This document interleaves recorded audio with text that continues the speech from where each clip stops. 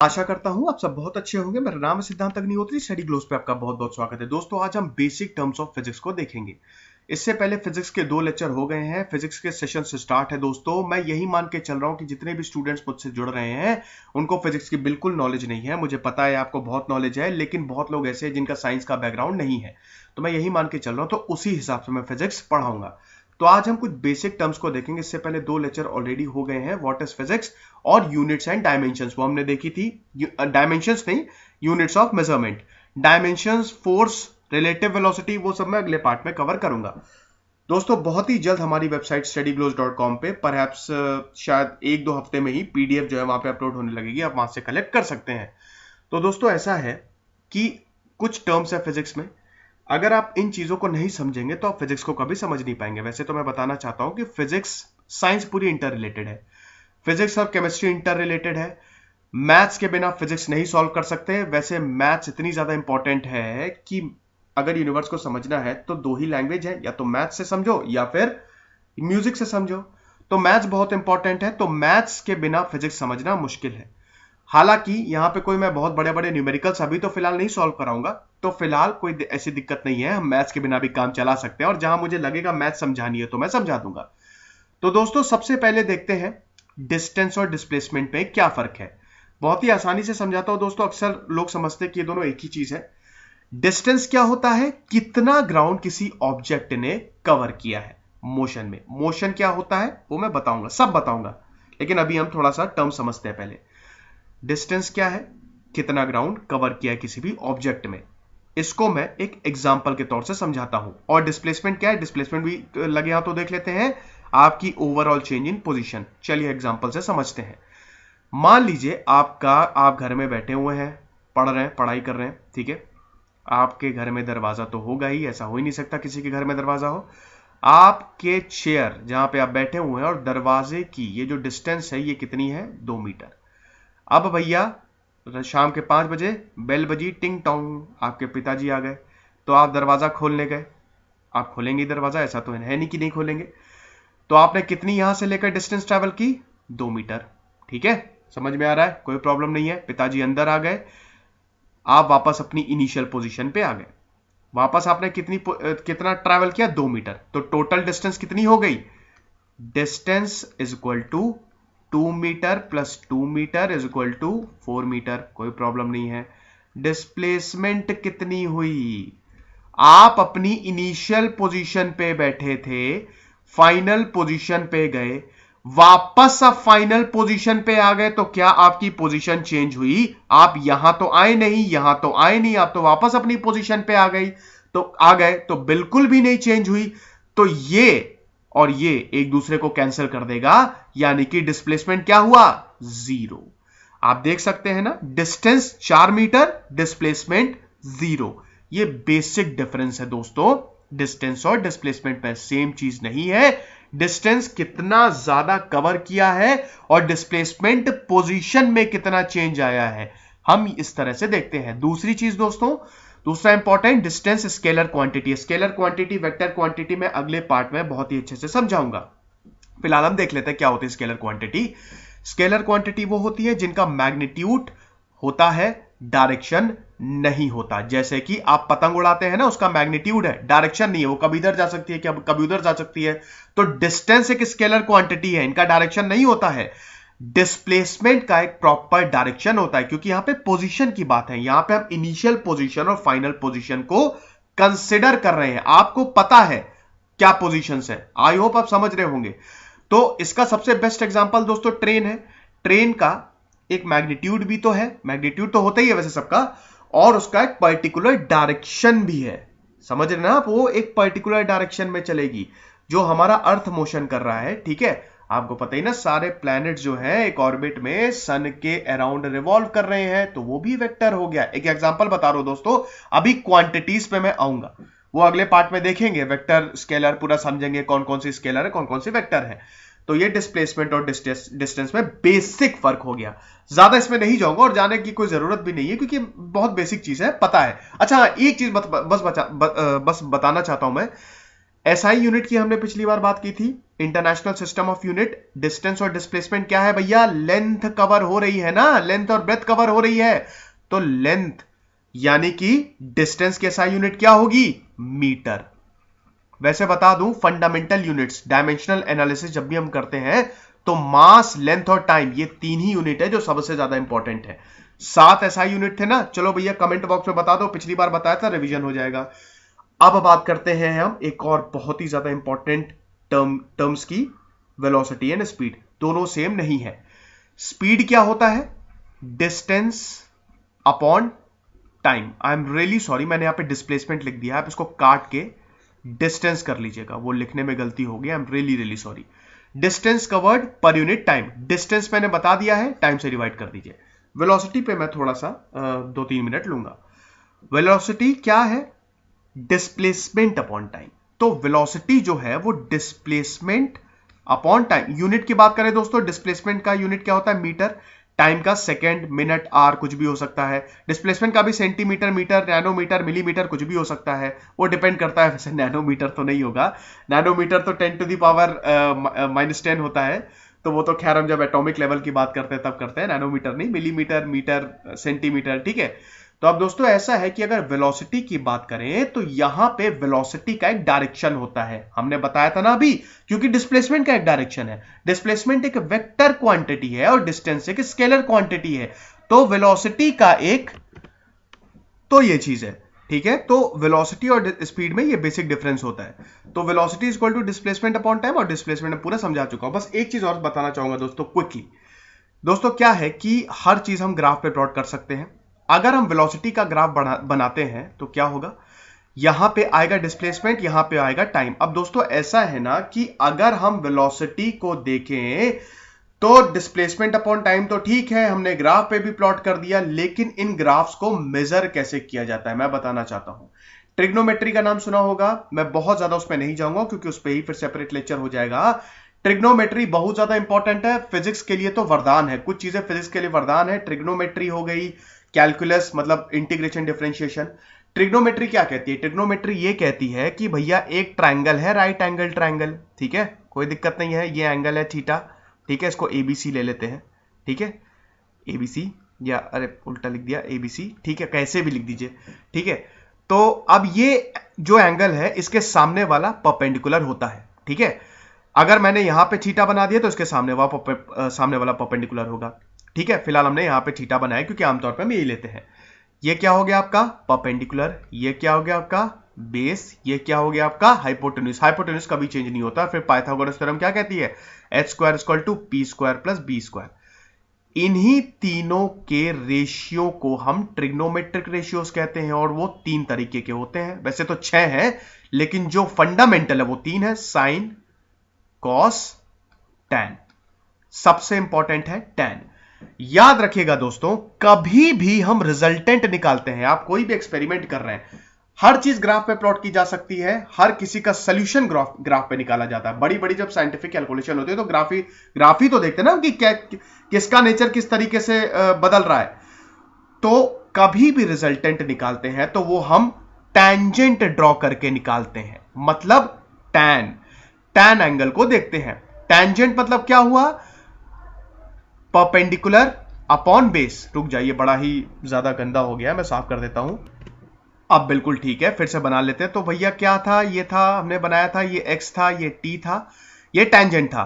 तो टैन का फॉर्मूला क्या होता है? Perpendicular upon base. अब परपेंडिकुलर है ये, बेस है ये, क्या मिलेगा हमको? x/t। डिस्प्लेसमेंट अपॉन टाइम, या अगर डिस्टेंस की बात कर रहे हैं, स्पीड की बात कर रहे हैं, तो distance upon time is equal to velocity is equal to tangent, यानी कि टैन। तो टैन थीटा हमने निकाला। कभी भी रिजल्ट निकालते हैं तो हम हमेशा टैन का प्रयोग करते हैं, क्योंकि भाई कहीं ना कहीं तो आपको रिजल्ट चाहिए ना। आप ग्राफ कब तक प्लॉट करते जाएंगे? किसी पॉइंट पे तो आपका एक्यूरेसी आएगी, तो ये हम टेंजेंट से देखते हैं, टैन से देखते हैं। ये चीज आपको समझ में आ गई होगी। अब वेलोसिटी दोस्तों बहुत तरीके की होती है। इंस्टेंटेनियस वेलोसिटी होती है जब हम लिमिट लगा देते हैं, पर्टिकुलर इंस्टेंट पे क्या वेलोसिटी है। यूनिफॉर्म वेलोसिटी होती है जब equal number of distance in equal number of displacement in equal number of time, मतलब इस तरह का ग्राफ बनता है, सब कुछ इक्वल होता है ना, यूनिफॉर्म है, इक्वल, बिल्कुल straight line, displacement equal, time equal, displacement equal, time equal, displacement equal, time equal, तो यूनिफॉर्म वेलोसिटी होती है। ठीक है, एवरेज वेलोसिटी होती है कि सबका एवरेज ले लेते हैं, कि मान लीजिए कि बहुत सारा डिस्प्लेसमेंट और टाइम कवर किया, तो सबका कुल मिला के खिचड़ी बना के एवरेज क्या हुआ, एक एवरेज निकाल लेते हैं। ठीक है, तो वो total displacement cover upon total time, उससे कर लेते हैं। तो ये वेलोसिटी है, ये कुछ टाइप्स होता है वेलोसिटी का। आई होप ये चीज आपको समझ में आ गई होगी। और वेलोसिटी का यूनिट क्या होता है बता चुका हूं, मीटर पर सेकेंड।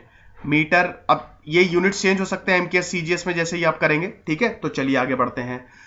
अब बात करते हैं दोस्तों सबसे इंपॉर्टेंट टर्म की, टाइम। टाइम की कोई डेफिनेशन नहीं है, वक्त को कोई डिफाइन नहीं कर सकता। डिक्शनरी पे जाए तो वैसे तो आपको बहुत सारे साइंटिस्ट ने बोला है, लेकिन एक्चुअली में कोई उसको डिफाइन नहीं कर सकता। ये डिक्शनरी की अगर बात करें, ऑक्सफोर्ड डिक्शनरी की बात करें, तो दोस्तों indefinite continued progress of existence and events in the past, present and future regarded as a whole. जो होता जा रहा है पास्ट में और हो चुका है और होएगा, उसी को टाइम कहते हैं। कुछ साइंटिस्ट की बात करें तो भैया जो घड़ी दिखाती है वो, उसको हम टाइम कहते हैं। जो बहुत सारी चीजों को रोक देती है होने से एक ही टाइम पे, उसको टाइम कहते हैं। तो देखिए दोस्तों, ढेर सारी डेफिनेशन है, जो भी पसंद हो आप उसको अप्लाई कर सकते हैं। लेकिन दोस्तों वक्त का मैं एग्जांपल बताना चाहूंगा। टाइम एक बड़ा ही कॉम्प्लेक्स है, बड़ी खतरनाक चीज है। एल्बर्ट आइंस्टीन बाबा ने बोला कि वक्त ऐसे तो नॉर्मल है, ठीक है, लेकिन फिर जब आप लाइट की स्पीड से चलने लगते हैं, वक्त स्लो होने लगता है। टाइम ग्रेविटी से इफेक्ट होता है, जहां पे बहुत ज्यादा ग्रेविटी होती है वहां पे वक्त स्लो चलेगा। जैसे मान लीजिए कि आप एक ट्रेन में बैठे हुए हैं, ये एक हाइपोथेटिकल एक्सपेरिमेंट है जिसको स्टीफन हॉकिंग ने बहुत अच्छे से समझाया है। आप ट्रेन में बैठे हुए हैं, ट्रेन अर्थ में जाएगी, मतलब अर्थ के अराउंड घूमेगी। ठीक है, एक हमने ऐसी ट्रेन बना ली हाइपोथेटिकल, ये अर्थ है, इसके अराउंड ट्रेन घूमेगी, ये जा रही जा रही जा रही जा रही जा रही जा रही, और धीमे धीमे करके लाइट की स्पीड तक वो पहुंच जाएगी। लाइट की स्पीड क्या होती है, 3 × 10⁸ मीटर पर सेकेंड। अब जब ये इसकी स्पीड तक पहुंचेगी, अगर मैं ट्रेन को बाहर से देखूंगा तो बहुत तेज जा रही है, लेकिन आपको पता है खतरनाक चीज क्या होगी, ट्रेन के अंदर जो लोग बैठे हुए हैं उनके लिए वक्त थम जाएगा, बहुत धीमे चलेगा। वैसे लाइट की स्पीड के बिल्कुल हमको नियर अबाउट पहुंचना है, क्योंकि अगर हम लाइट की स्पीड तक पहुंच गए, ट्रेन अगर लाइट की स्पीड तक पहुंच गई तो वक्त रुक जाएगा, ऐसा बोला गया है। ठीक है, और ऐसा आइंस्टीन ने प्रूव भी किया है। लेकिन दोस्तों ऐसा कोई भी इंस्ट्रूमेंट नहीं है, कुछ भी हम लाइट की स्पीड के पास भी जाने तक हम नहीं बना सकते। आप ऐसी ट्रेन बना सकते हैं क्या जो 3 × 10⁸ मीटर पर सेकेंड, एक सेकेंड में अरबों खरबों मीटर को कवर करें? इम्पॉसिबल है। ठीक है, लेकिन अगर हम कभी कामयाब हो जाते हैं तो हम टाइम ट्रैवल कर सकते हैं। आई होप आप समझ रहे होंगे।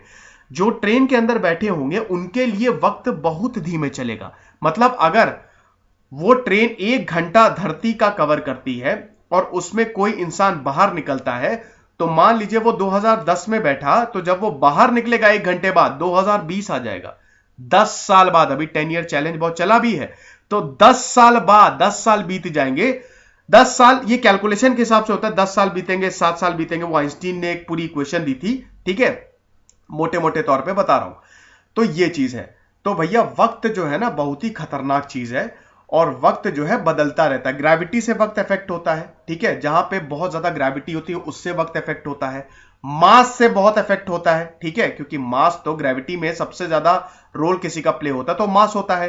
तो वक्त कुछ इस तरह का है, बड़ा ही खतरनाक। जैसे जैसे आगे बढ़ेंगे टाइम पे हम और बात करेंगे। फ्रीक्वेंसी की बात करें दोस्तों, तो नंबर ऑफ वाइब्रेशंस पर सेकेंड। ठीक है, फ्रीक्वेंसी के भी बहुत सारे फॉर्मूले होते हैं। नंबर ऑफ वाइब्रेशंस पर सेकेंड मतलब एक सेकेंड में कितना वाइब्रेट किया है कोई भी चीज, 1/t। ठीक है, या फिर नंबर ऑफ अकरेंस भी कह सकते हैं, 1/t। फ्रीक्वेंसी का जो फॉर्मूला होता है म्यू से डिनोट करते हैं, 1/t।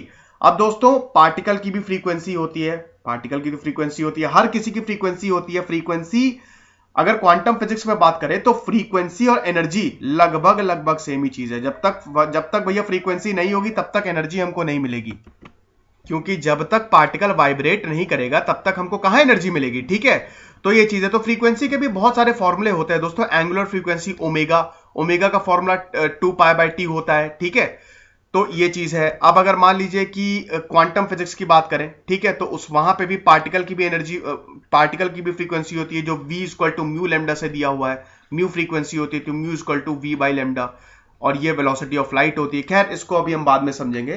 Frequency number of occurrence per unit time, ये चीज है। मास और वेट की बात करते हैं दोस्तों, बहुत ज्यादा इंपॉर्टेंट चीज फाइनल है आज ये, मास और वेट। मास क्या होता है? Amount of matter contained in it. Matter क्या होता है? Anything which occupies space and has मास। वैसे मैटर क्या होता है भैया? एटम से बना होता है मैटर, आपको पता ही है। एटम में न्यूक्लियस होता है, सेंट्रल कोर। न्यूक्लियस के अंदर क्या है? Neutron, proton.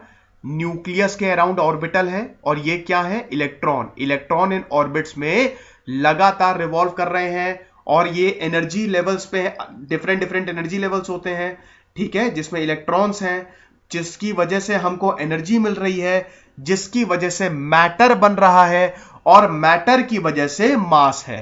तो आप समझ गए होंगे, इसको हम बहुत अच्छे से समझेंगे आने वाले चैप्टर्स में। मास क्या होता है, बेसिक डेफिनेशन अभी बता रहा हूं, क्योंकि दोस्तों अगर मैं पूरी तरीके से घुस जाऊंगा तो लेक्चर बहुत लंबा हो जाएगा, वो फिर मतलब नहीं है। वो बेसिक टर्म समझिए, याद रखिए, फिर आगे जैसे जैसे हम कवर करते रहेंगे वैसे बताएंगे। तो मास ये हो गया, और उसके बाद दोस्तों क्या होता है कि मास जो होती है, मास ऑफ द बॉडी हमेशा कांस्टेंट होती है। जैसे ही ग्रेविटी के संपर्क में आएगी, जैसे ही ग्रेविटी इस पे लगेगी, मास कन्वर्ट हो जाता है वेट में। याद रखिएगा दोस्तों, बहुत ही इंपॉर्टेंट है। मास कन्वर्ट हो जाता है वेट में। फोर्स का फॉर्मूला क्या होता है? Mass into acceleration. तो मास का फॉर्मूला क्या होता है? फोर्स अपॉन एक्सेलरेशन, यानी कि टोटल फोर्सेस भी हम कह सकते हैं जब लगती हैं। अब वेट की बात करें तो वेट फॉर्मूला देखिए दोस्तों, यहां पे अगर हम वेट की बात करें तो इसका फॉर्मूला होता है m इंटू जी। हमने बताया कि जैसे ही मास ग्रेविटी के संपर्क में आ गया तो वो किस में कन्वर्ट हो गया? वेट में, ठीक है। यानी कि अर्थ पे हम वेट है, ठीक है, हमारा 35 किलो का वेट है, 35 किलो का मास नहीं है, ठीक है। और ये हमारा जो वेट है, गुरुत्वाकर्षण ग्रेविटी के कारण जिसकी वैल्यू 9.8 पर मीटर सेकंड स्क्वायर होती है, खिंची जा रही है। तो आई होप ये चीज आप समझ रहे होंगे, कोई प्रॉब्लम नहीं। चलिए आगे बढ़ते हैं, मास और वेट को और भी समझेंगे, इंपॉर्टेंट है। एक्सेलरेशन की बात करें दोस्तों, बहुत ही ज्यादा इंपॉर्टेंट। एक्सेलरेशन बहुत ही आसान होता है।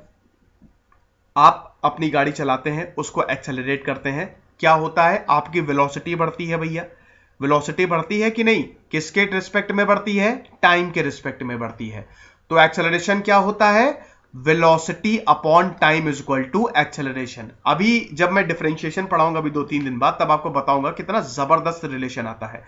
अब दोस्तों यहां पे फिर हम ग्राफ को बनाते हैं, ये वेलोसिटी और टाइम ग्राफ है। यहां से टेंजेंट ड्रॉ कर दीजिए, तो tan का फॉर्मूला क्या होगा? tan थीटा का velocity upon time is equal to acceleration. तो आप देख सकते हैं ना, ये टेंजेंट जो है सबके रिजल्ट दे देता है। तो ये चीज है। अब दोस्तों एक्सेलरेशन की बात करें तो इसमें भी बहुत सारे कैटेगरीज हैं। एवरेज एक्सेलरेशन मतलब होता है total velocity upon total time. ये देखिए dv बाई dt दिया हुआ है, और वेलोसिटी का जो यूनिट होता है वो मीटर पर सेकेंड, और टाइम का यूनिट सेकेंड। तो यानी कि एक्सेलरेशन का यूनिट क्या हो गया? मीटर पर सेकेंड स्क्वायर। इंस्टेंटेनियस एक्सेलरेशन होता है दोस्तों, हम लिमिट लगा देते हैं, जैसे मान लीजिए वेलोसिटी अपॉन टाइम है या dv अपॉन dt है, ठीक है। इसको मैं थोड़ा सा काट के फिर से लिख देता हूं, अब ठीक है। dv अपॉन dt मतलब वेलोसिटी चेंज हुई विद रिस्पेक्ट टू टाइम। भाई आप गाड़ी चला रहे हैं, बहुत ही अच्छे से चलाए जा रहे हैं, बढ़िया से चलाए जा रहे हैं, कोई दिक्कत नहीं है। आपकी वेलोसिटी चेंज हो रही है ना, आपकी जो वेलोसिटी है वो टाइम के रिस्पेक्ट में चेंज हो रही है। मान लीजिए आपको कहीं पे भी जाना है, आपकी आधे घंटे तक वेलोसिटी कितनी थी? 50 किलोमीटर पर आवर। उसके बाद कितनी हो गई? 60 किलोमीटर। तो ऐसे वेलोसिटी चेंज होती रहती है। तो अगर इस तरह से वेलोसिटी को मेजर करना है तो हम कहते हैं इंस्टेंटेनियस वेलोसिटी। तो dv बाई dt यहां पे हम लिमिट लगा देते हैं, ठीक है। तो ये चीज, आई होप ये चीज आपको समझ में आ रही होगी, कोई प्रॉब्लम नहीं है। उसके बाद दोस्तों यूनिफॉर्म और कांस्टेंट एक्सेलरेशन। देखिए दोस्तों, यूनिफॉर्म की अगर बात करें तो ग्राफ बिल्कुल स्ट्रेट जाता है। Velocity equal time equal, velocity equal time equal, velocity equal time equal. तो क्या हुआ? इक्वल अमाउंट से अगर दोनों चेंज हो रहे हैं तो वो क्या हो गया? यूनिफॉर्म। अब दोस्तों इसमें बहुत सारी चीजें हैं। अगर हम ग्राफ की बात करें तो चलिए यही बता देता हूं कि अगर हम बात करें बहुत सारे एक्सेलरेशन होते हैं, ठीक है। ये वेलोसिटी और टाइम ग्राफ हो गया। तो अगर हम जीरो एक्सेलरेशन की बात करें तो यहां पे वेलोसिटी ही नहीं होगी, ठीक है। एक्सेलरेशन मतलब क्या हुआ, किसी भी चीज को बढ़ाना, ठीक है।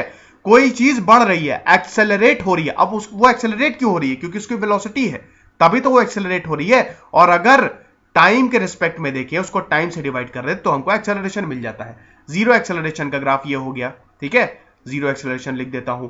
उसके बाद दोस्तों यूनिफॉर्म एक्सेलरेशन की बात करें तो बिल्कुल ऐसा हो गया। अब दोस्तों अगर इंक्रीजिंग एक्सेलरेशन की बात करें तो इंक्रीज एक्सेलरेशन इंक्रीज हो रहा है दोस्तों, ध्यान से देखिएगा, एक्सेलरेशन इंक्रीज हो रहा है तो वो उस तरह का कैसा ग्राफ होगा दोस्तों, इस तरह का। डिक्रीजिंग एक्सेलरेशन की बात करें तो इस तरह का, ठीक है। तो डिफरेंट आप ग्राफ जो है वो प्लॉट कर सकते हैं। इसमें infinite acceleration, constant negative acceleration और कांस्टेंट पॉजिटिव एक्सेलरेशन ये भी आ जाता है दोस्तों। तो 7 तरह के वैसे एक्सेलरेशन होते हैं। फिलहाल इतना समझने की जरूरत नहीं है, आप बस इतना ही याद रखिए कि एक्सेलरेशन क्या होता है, rate of change of velocity with respect to time. तो ये चीज थी। तो आई होप दोस्तों ये लेक्चर्स आपको समझ में आए होंगे। बेसिक टर्म्स हैं, मुझे पता है आपको पता है, लेकिन फिर भी दोस्तों इसको जरूर शेयर करिएगा। तब तक खुश रहिए, पढ़ते रहिए। कल हम देखेंगे डायमेंशंस क्या होते हैं, फोर्स क्या है और मोशन क्या होता है, स्केलर और वेक्टर क्वांटिटीज के बारे में भी जानेंगे। दिस इज सिद्धांत Agnihotri signing off. Thank you so much.